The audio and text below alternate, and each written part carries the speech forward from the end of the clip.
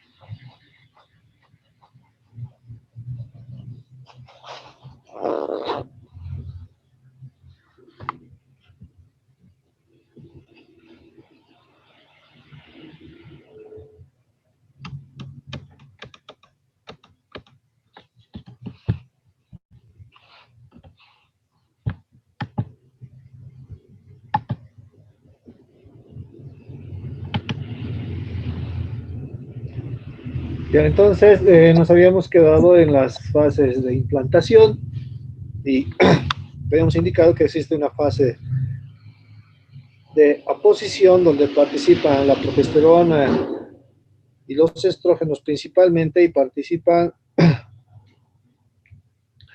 que se establezca el primer contacto entre el blastocisto y la capa funcional del endometrio. La siguiente fase es la fase de adhesión, que consiste en la adherencia del blastocisto a la capa funcional del endometrio con la participación de tirotrofinas, citocinas, que participan en una unión estable para permitir esta fase, desde este punto, pasar a la siguiente fase, que es la fase de invasión. Aquí va a existir una destrucción de la capa funcional, abriéndose espacio el citotrofoblasto para entrar profundamente en la capa funcional, anidarse y permitir entonces el crecimiento y el desarrollo del embarazo. Tenemos también en esta imagen 3D la fase de aposición, la fase de adhesión y la fase de implantación. Hasta este momento han transcurrido 7 días, vale decir una semana, desde el momento de la fecundación hasta la implantación del blastocisto. Entonces, como día 0, contamos el momento del encuentro del óvulo y el espermatozoide y se forma el huevo cigoto que ha pasado por la etapa de mórula, periodo de 16 células, se ha formado la blástula, por eso se llama blastocisto, y comienza a llegar a la luz del útero el blastocisto el día 5 con la fase de aposición, adhesión y termina su implantación el 7º día.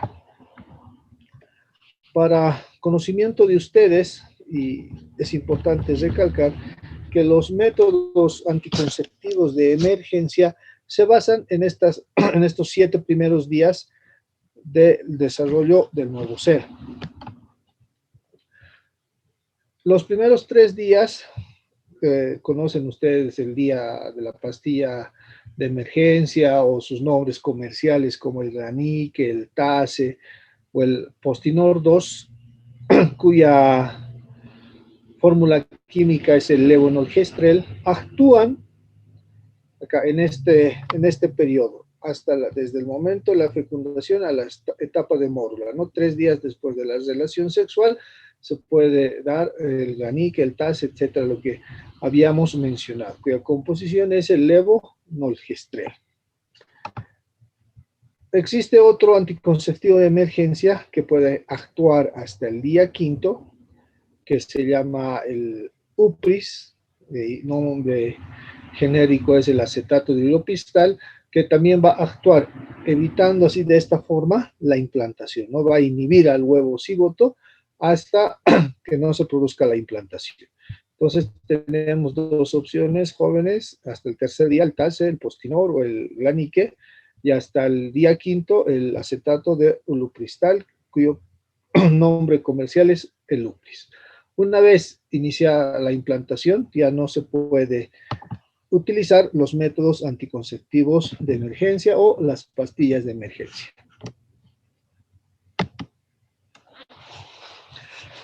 El desarrollo placentario. Entonces se inicia a partir del octavo día cuando ha concluido la fase de implantación. El sincicio trofoblasto, que es la parte más externa del blastocisto, es el que se va a encargar de destruir las células que componen la capa funcional del endometrio para ingresar más profundamente y de esta forma consolidar el embarazo. Durante el embarazo, las arterias espirales van a aumentar de volumen y van a cambiar de nombre y se van a denominar sinusoides maternos. Estos sinusoides, como habíamos indicado, están llenos de glucógeno, lípidos y proteínas para permitir conservar la vitalidad del embrión en los primeros días del desarrollo. También este sincicio trofoblasto va a ir a reemplazar la túnica de estas arterias espirales y al reemplazar esta túnica, esta mucosa o esta musculatura elástica de las arterias, estas no se van a volver reactivas a las sustancias vasoconstrictoras como las que actúan a nivel del útero, que son la endotelina 1, la endotelina 2 y la endotelina 3, sino van a estar en constante vasodilatación para garantizar de esta forma un buen flujo sanguíneo útero-placentario que garantice el crecimiento, el mantenimiento y el desarrollo del nuevo ser. Este reemplazo de la capa muscular de las arterias espirales se produce en dos oleadas. El sincicio trofoblasto va a reemplazar a esta capa muscular primero entre la octava y la novena semana del desarrollo. Y la segunda oleada va a reemplazar el sincicio trofoblasto a esta capa muscular entre la semana 18 y la semana número 20. De esta forma, como les mencionaba, pierden su capacidad vasoconstrictora para permitir un flujo sanguíneo adecuado útero-placentario. El desarrollo placentario se va a dividir en dos periodos, un periodo prevellositario y un periodo vellositario.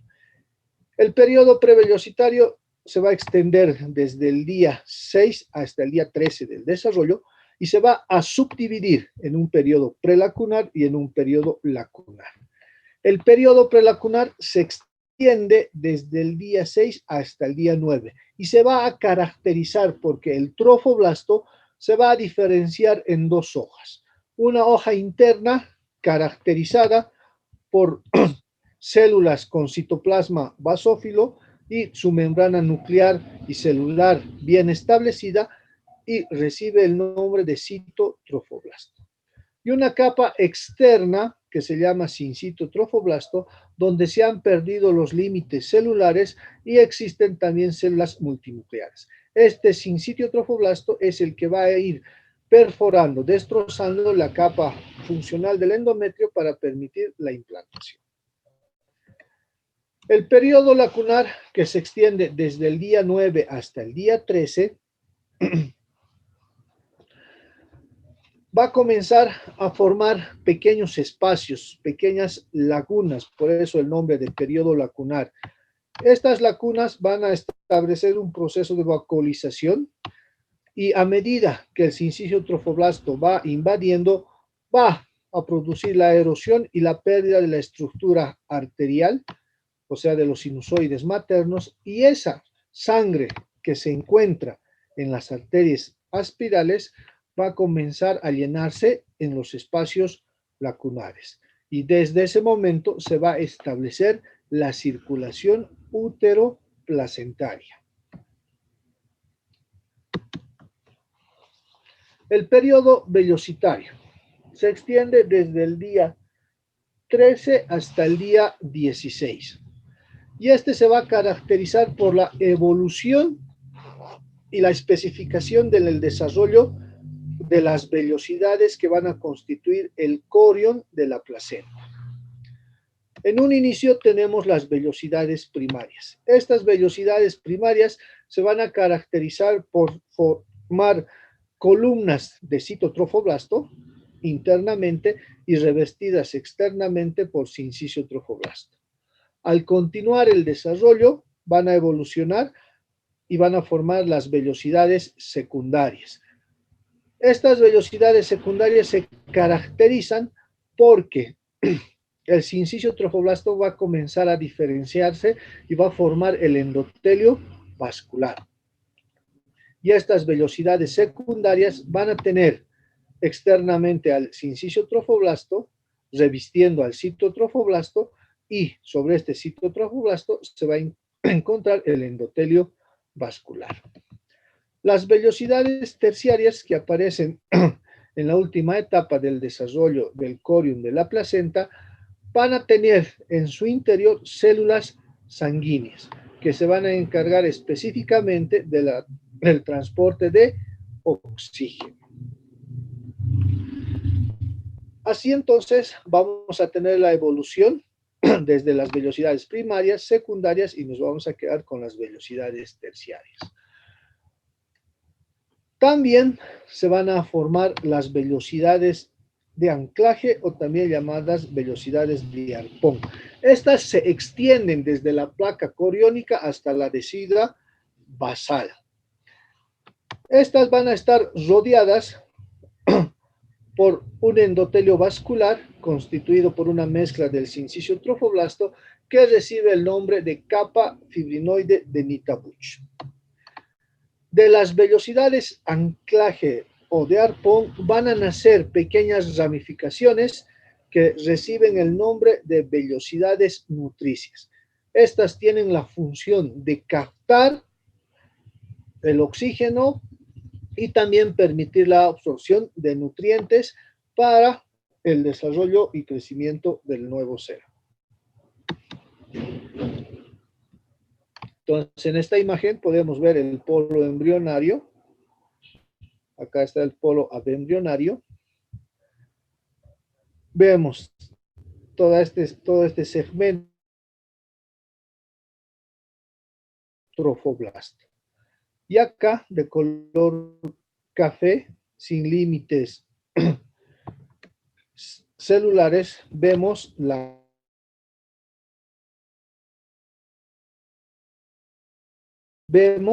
de color rojo las arterias espirales, pero que en el embarazo cambian de nombre y se denominan sinusoides maternos. Entonces, este sincicio trofoblasto ha erosionado la pared de estos sinusoides maternos que se encuentran llenos de sangre y van a comenzar a llenar todos los espacios lacunares, estableciéndose de esta forma la circulación útero-placentaria.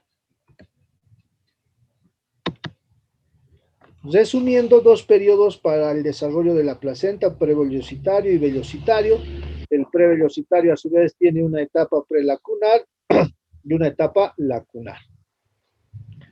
En la etapa prelacunar se forma entonces el citotrofoblasto y el sincicio trofoblasto. Y en la etapa lacunar se forman las lagunas que posteriormente son bañadas de la sangre proveniente de los sinusoides maternos a consecuencia de la ruptura de estos sinusoides maternos por el sincicio trofoblasto. Igual en esta imagen podemos ver los sinusoides maternos. Vemos acá de color amarillo el citotrofoblasto y aquí vemos el sincicio trofoblasto, que va produciendo la destrucción de la capa funcional hasta establecer contacto con los sinusoides maternos. Simultáneamente se están formando acá las lagunas que van a ser llenadas de sangre para garantizar el flujo sanguíneo útero-placentario. La barrera placentaria. En un inicio va a estar constituido por una capa de sincicio trofoblasto en la parte más externa, luego viene el citotrofoblasto, luego el estroma y el endotelio vascular. Ya en etapas avanzadas del embarazo va a degenerar el sincicio trofoblasto y el citotrofoblasto, quedando simplemente el estroma y el endotelio vascular. Y ya hemos mencionado la evolución de las vellosidades primarias, secundarias y terciarias. En esta imagen podemos apreciar la formación de las vellosidades de anclaje o vellosidades arpón. Estas vellosidades se van a extender desde la placa coriónica hasta el endotelio vascular. Esto que ven acá es una vellosidad de arpón o vellosidad de anclaje, ¿no? Se está extendiendo en todo lo que concierne al espesor de la placenta, ¿no? Aquí se están desarrollando, vemos la evolución del desarrollo hasta constituir la vellosidad de anclaje o la vellosidad de arpón.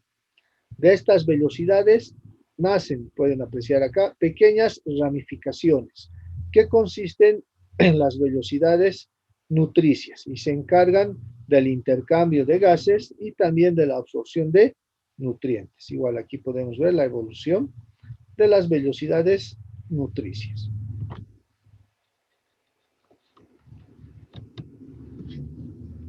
Entonces, también aquí tenemos la placa coriónica y la decidua basal, que permiten que se extiendan las vellosidades arpón, y de las vellosidades arpón salen las vellosidades nutricias. Decidua. La decidua se va a formar a través del producto de la invasión del trofoblasto en el endometrio. O sea, la decidua va a estar constituida por trofoblasto y endometrio.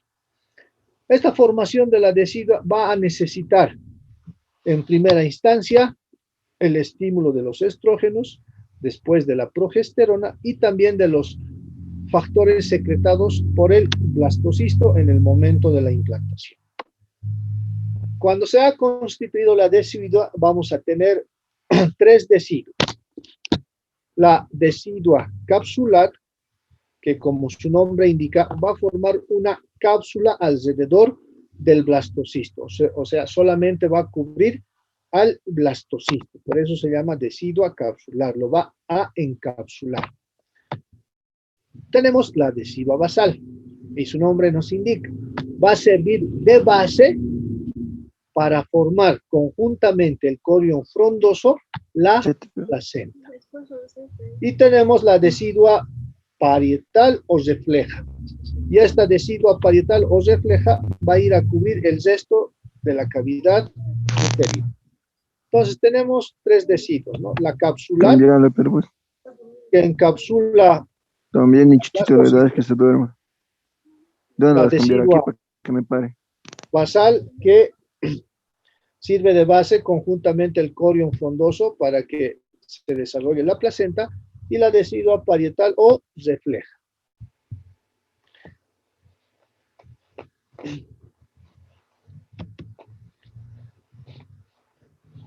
Al margen de lo que acabamos de mencionar, también durante el desarrollo de la placenta podemos encontrar las células de Hofbauer, que van a tener una actividad macrocítica, o sea, van a actuar como linfocitos. También vamos a tener la formación de los cotiledones, los troncos vellositarios, sus ramificaciones, y durante este desarrollo pueden existir microhemorragias que pueden disminuir el aporte de nutrientes y de oxígeno hacia el producto. También nos puede servir a través de una muestra de vellosidades coriales para el estudio del cariotipo y el mapeo del genoma humano, para detectar cualquier malformación congénita en el producto. Y si esta es incompatible, tal vez realizar la posibilidad de un aborto terapéutico. Anatomía de la placenta. La placenta tiene una forma discoidea o también ovalada, cuyo diámetro comprende entre 20 a 25 centímetros y tiene un espesor de 3 a 5 centímetros, que va de 5 a 3 centímetros del centro hacia la periferia, o sea, va disminuyendo. Su consistencia es blanda y tiene dos caras. La cara fetal, que es gris brillante y presta inserción al cordón umbilical y está en relación al feto y al líquido amniótico.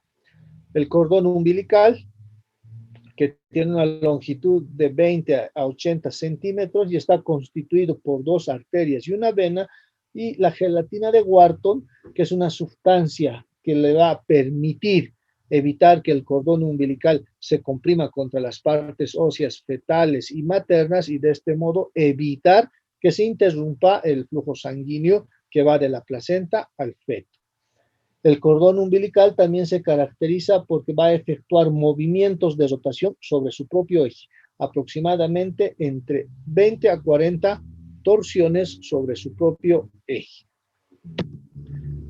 Y la cara materna de la placenta está en relación con el útero y es de color rojo vinoso, y ahí podemos apreciar la formación de pequeños segmentos que reciben el nombre de cotiledones, separados por surcos, y podemos apreciar un número entre 10 a 38 cotiledones.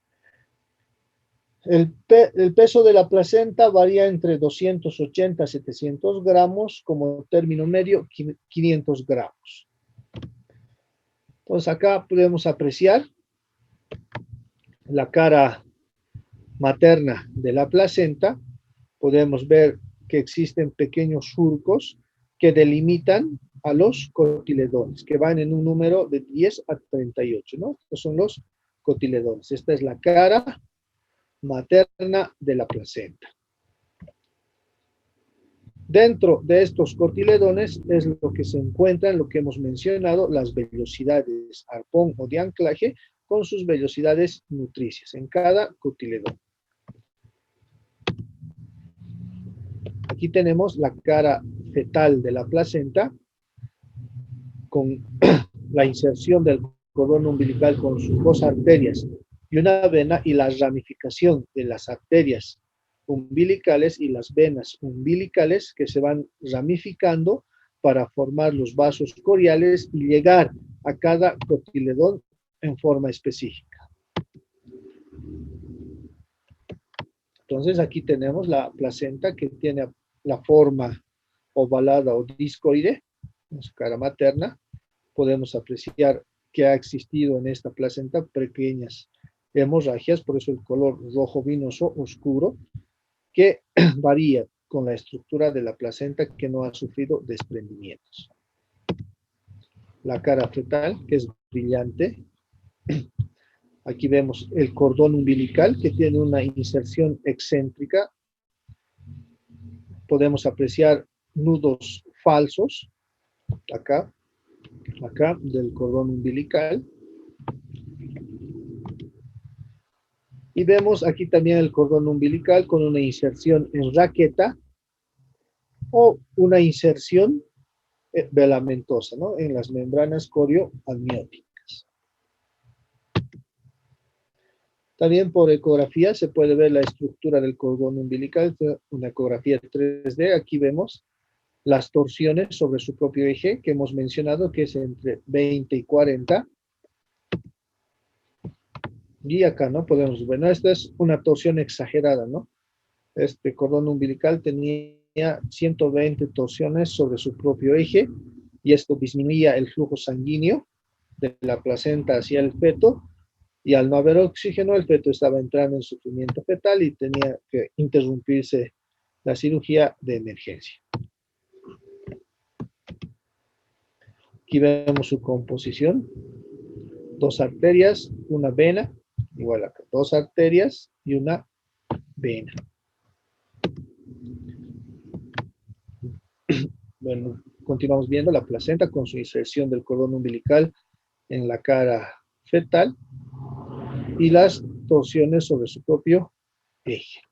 Podemos apreciar, ¿no?, una sustancia así gelatinosa, por eso el nombre de gelatina de Wharton, y esto evita, como hemos mencionado, la compresión del cordón umbilical entre las partes óseas de la madre y del feto. Aquí podemos ver un resumen de todo lo que hemos hablado: forma, tamaño, espesor, peso, consistencia, las caras y los bordes de la placenta, ¿no? Generalmente las caras se van a unir en el borde placentario y van a formar una circunferencia alrededor de la placenta. Tenemos un resumen de la cara fetal. Como hemos mencionado, mira hacia la cavidad amniótica, es de color azulado, brillante. Tiene una superficie vellositaria de aproximadamente 300 centímetros cuadrados, presta inserción al cordón umbilical y su superficie es lisa por la presencia de la membrana amniótica. Resumen de la cara fetal, materna, mira hacia el útero, es de superficie rugosa, esponjosa por la presencia de los cotiledones, que son la unidad funcional de la placenta. En cada cotiledón materno existen orificios que miden de 0,5 a 2 milímetros de diámetro, que permiten el transporte de nutrientes y el transporte de desechos de la madre al feto y del feto hacia la madre. Acá podemos ver la inserción placentaria. Por ejemplo, esta inserción placentaria es fúndica, lateralizada hacia la derecha. Normalmente esta es la ubicación de la inserción placentaria. Podemos apreciar acá una inserción placentaria patológica que se conoce con el nombre de placenta previa. Normalmente tiene que estar primero el producto y luego la placenta. Acá está primero la placenta y luego el producto. Esto es indicación de cesárea.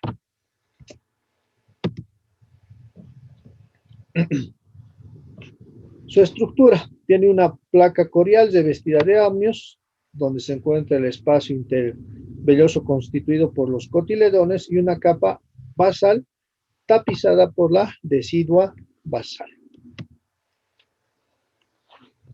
¿Qué es el espacio intervelloso? Este está entre la placa basal y la placa corial y está constituido esencialmente por las vellosidades arpón, a través de las cuales van a permitir el nacimiento de las vellosidades nutricia. Estos espacios vellositarios contienen aproximadamente entre 150 ml de sangre, que se va renovando entre 3 a 4 veces por minuto. Por eso es importante en la madre garantizar un flujo adecuado de oxígeno y un flujo adecuado de sangre, puesto que si se les priva de ambos, rápidamente el producto va a entrar en sufrimiento fetal agudo y podemos encontrarnos frente a una muerte fetal intraútero. Pasamos a lo que son las membranas ovulares. ¿Cuáles son las membranas ovulares? 3.